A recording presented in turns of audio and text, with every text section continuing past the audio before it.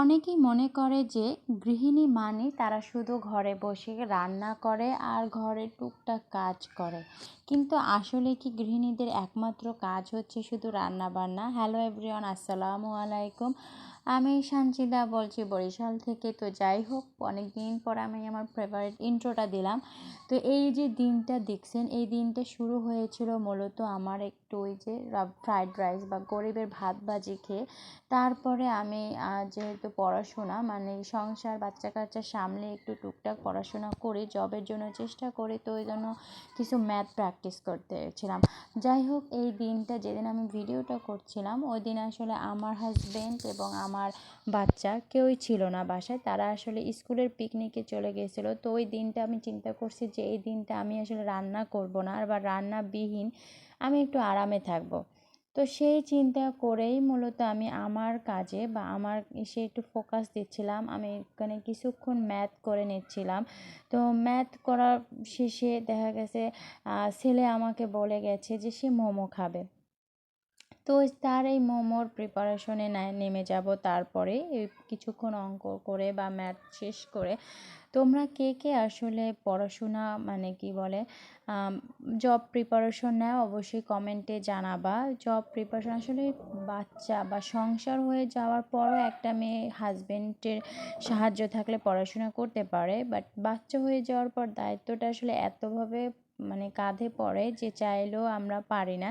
তারপরেও আমি আমার হাজব্যান্ডের মানে সাপোর্ট আছে, তার কথা হচ্ছে যে তুমি পড়াশোনা করেছো, কেন না একটু চেষ্টা করবে। তো আমি আসলে চেষ্টা করি, বাট ওরকম হয় না, পারি না আসলে ওরকম করতে, টুকটাক আর কি।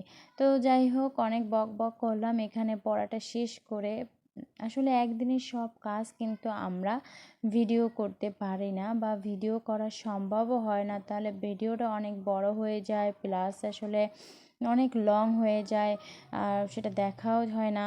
তো যাই হোক, এখানে আমি অনেক কাজ সেরে তারপর বাচ্চার জন্য আসলে মোমো বানানোর পুর মানে এটাকে ডোটা রেডি করছিলাম। তো আশা রাখছি সবাই মোমো বানানোর ডোটা মানে করতে পারো। জাস্ট গরম পানিতে হালকা কুসুম গরম পানি দিয়ে ওটাকে একটা ডো বানিয়ে নিলাম। তারপরে একটু গোল করে রুটি বানিয়ে নিচ্ছি।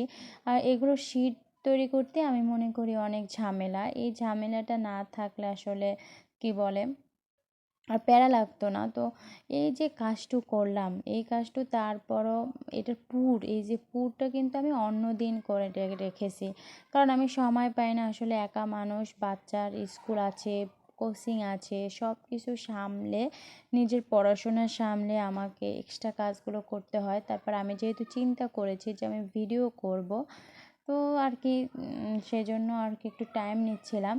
তো যাই হোক, এখানে তোমরা চাইলে কুকি কাটার বা অন্য কিছু দিয়েও কেটে নিতে পারো, কিন্তু আমার কাছে তা ছিল না। আমার কাছে এরকম একটা সহজ মনে হয়েছে যে এটা একটা বা ওটসের বক্স বাটার আসলে ঢাকনা ছিল। তো আমি দেখতেই পাচ্ছ অনেকগুলো বানিয়ে নিয়েছি। এই যে এখন জাস্ট পুর দিও। আর একটা কথা, আমি কিন্তু আসলে মোমো বানাতে পারি না। আর আজকালকার বাচ্চারা তো বোঝোই, তারা শীতকালের পিঠা রেখে তারা পছন্দ করবে এই মোমো, কিন্তু আমাদের ছোটোবেলায় কি আর এই মোমো পিৎজা এগুলো ছিল? তা তো ছিল না। তো যার পরও এই বাচ্চার প্রয়োজনে, বাচ্চার তাগিদে এখন আমাদের শিখে নিতে হয়। আমরা মা, আমাদের সবই পারতে হয়। তো আমি মোমোর শেপ দিতে পারি না, আমার কাছে ওই সব থেকে সহজ লাগছে যে অন্থনের মতো যে শেপটা দেয় সেটাই আমার কাছে সহজ লাগছে, তো আমি সেটাই বানিয়ে নিচ্ছিলাম। যেহেতু তো যাই যে কথা বলছিলাম যে আজকে তো আমার রান্না বান্না নাই, তারপরও দেখো আমার মানে কত যে কাজ, এই কাজ করতে করতে ওই দিন আমার মনে হয় সন্ধ্যা লেগে গিয়েছিল। সন্ধ্যা সময় মনে হয় আমি গোসল টোসল সব কিছু সারতে পেরেছিলাম। তো যাই হোক, এক এক করে আমি আরও বাকিগুলো মোমো বানিয়ে নিচ্ছিলাম। তো এইভাবে প্রতিটা সংসারে কিন্তু অনেক মেয়েদেরই শুনতে হয় যে ঘরে বসে আর কি করো, শুধু তো রান্না বান্না করো আর শুয়ে থাকো।